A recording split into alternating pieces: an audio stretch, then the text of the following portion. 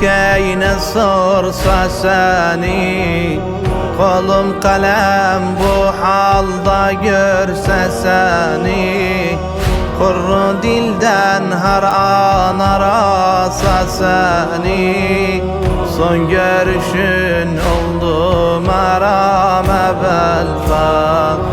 Ah bekleri seni hareme belfan, takmasan kanleri yarame belfan.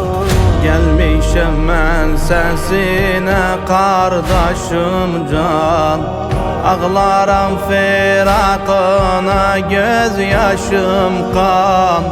Kalk görmenine en titri hicran, safadan tüketti arame belfan.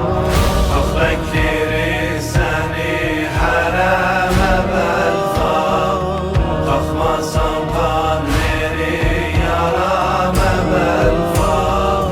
Kalk kardeşim bekler seni bacı, yolda gözü yüreği dolu acı.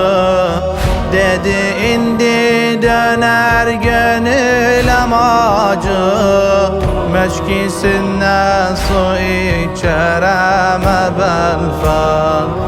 Ah bekleri seni hareme belfan, takmasan kanleri yarame belfan. Bu düşmeğin cana vakti değil, bir rukayye susuz yandı yüreği.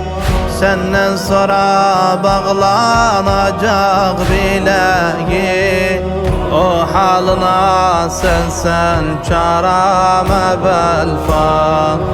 Ah bekleri seni hareme belfan, takmasan kanleri yarame belfan.